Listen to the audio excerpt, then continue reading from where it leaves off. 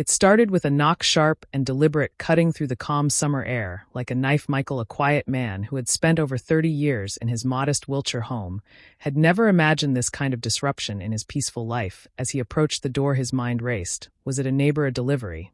But when he opened it to find two officers on his doorstep, their expressions unreadable, his world tilted. We're here to investigate a disturbance, one of them said, holding a clipboard. Michael's heart sank. His days were simple: coffee by the pond, tending to his lies, the hum of a peaceful neighborhood wrapping around him like a warm blanket. A disturbance from him, the idea was absurd, but he kept his composure and invited them inside. Minutes later, Annette, the new high-strung neighbor with her polished exterior and frosty demeanor, appeared, hurling accusations that left him frozen. He doesn't belong here, she snapped, her voice venomous. HK ruining our village. Michael stood stunned, the weight of her words crashing over him. This wasn't just a misunderstanding, it was personal, tinged with prejudice that stung deeper than he thought possible. For a man who had built a life of quiet dignity, being labeled an outsider in his own home was unimaginable. What could drive someone to such extremes? This tale of betrayal, defiance, and one man's fight for his reputation unfolds here on two stories where the truth reveals itself in ways no one expects. Stay tuned to see how Michael turns the tables in a battle he never asked for but refuses to lose. Michael's morning routine was his sanctuary. The rising sun painted his garden in soft amber hues as he brewed his coffee and watered the vibrant blooms he nurtured over the years. It was a routine of peace and solitude, a daily reminder of why he chosen this quiet corner of Wiltshire decades ago. But that tranquility was shattered the moment Annette, the new neighbor, moved in next door. Dear life stories. At first he dismissed her cold reception. Everyone adjusts differently, he reasoned. And perhaps she wasn't accustomed to small-town friendliness, yet Annette's glares her sharper marks, and the way she refused even the most basic neighborly gestures unsettled him. She's just private, he told himself, clinging to the belief that time would soften her edges. But his days turned into weeks. Annette's behavior took a darker turn. She stayed behind drawn curtains, venturing out only to cast disapproving looks at Michael's modest home. One sweltering afternoon, while Michael lounged by his small above-ground pond, she stood on her porch, phone in hand, snapping pictures. When he caught her eye and waved in an attempt to diffuse the tension, she turned away with a sneer. A heavy knot of unease settled in his chest. Things escalated quickly. One day, as he was pruning his lies, Michael was startled by a loud knock on the door. Two officers stood there, their expressions neutral but firm. We've received complaints about noise and disturbances originating from this address, one explained. Michael blinked, momentarily stunned. Noise, disturbances. His life was a symphony of quiet moments. He led the officers inside, showing them the empty, serene rooms in the backyard garden that had been his haven for years. As the officers left, the truth behind the complaint became horrifyingly clear. Annette appeared at the edge of her property, arms crossed and voice laced with venom. He doesn't belong here, she declared, loud enough for the officers and half the neighborhood to hear. He's a drifter pretending to fit in this village, deserves better. Michael's mind reeled. It wasn't just an insult, it was an accusation that cut to the core of his identity. A man who had worked tirelessly to build a life in this community was now being painted as an intruder. He clenched his fists, his instinct to defend himself, wearing with his resolve to remain composed. I've lived here for 30 years, he finally said, his voice steady despite the rage bubbling beneath. This is my home. But Annette wasn't finished. Over the next few weeks, her campaign intensified. Whispers reached Michael's ears at the local grocer. Shopkeepers, who had once greeted him warmly, now avoided his gaze. Posters appeared around the village, grainy photos of Michael in his garden captioned with damning words.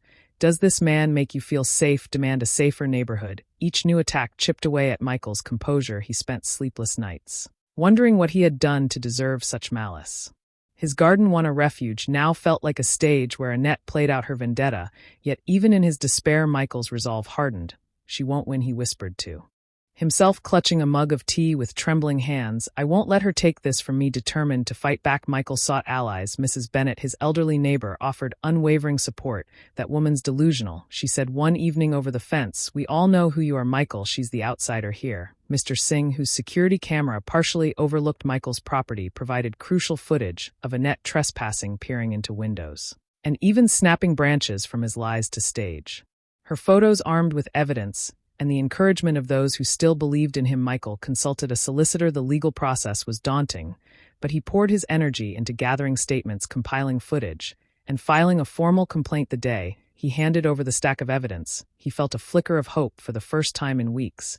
When the court summons arrived at Annette's door, her smug confidence faltered at the hearing. Michael sat quietly as his solicitor laid out the case. The CCTV footage spoke volumes. Annette crouched by his fence, her phone trained on his home trespassing, and tampering with his garden. Witness testimonies painted her as a woman obsessed with tearing down a neighbor who had done nothing wrong. Even the police report from the day she called them with false claims worked against her. Annette's defense was thin. She clung to the narrative that she was protecting the village, but the magistrate saw through her facade. This is harassment, the magistrate declared, and it stops now. Annette was issued an antisocial behavior order forbidding her from approaching Michael or continuing her defamatory campaign.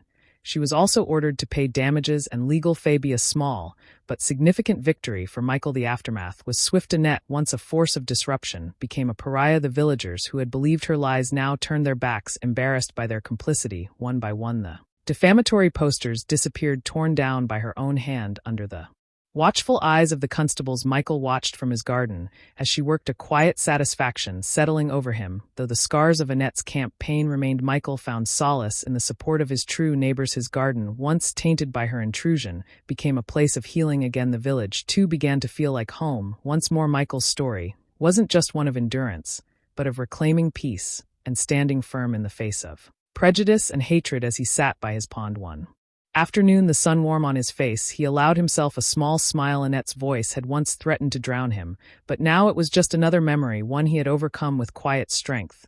And the truth on his side, reflecting on the ordeal, Michael realized something profound. Peace isn't just about the absence of conflict. It's about protecting what matters most. His quiet life in Wiltshire wasn't defined by the accusations hurled at him or the rumors that had spread. It was defined by the decades of love and care he had poured into his home, his garden, and the community he cherished. This experience taught Michael that sometimes standing your ground means more than defending yourself. It's about showing others the power of integrity and perseverance. Annette had tried to isolate him, but her actions had only strengthened the bonds he shared with the people who truly knew him. As the sun dipped below the horizon, Michael raised a glass to his garden, the village, and the simple beauty of a life reclaimed. "This is my home," he said softly, a smile tugging at his lips. And for the first time in weeks, the words felt unshakable. To stories grow by liking, sharing, and subscribing. Let's hit 10,000 subscribers and keep sharing the stories that inspire and remind us all of the strength found in the everyday.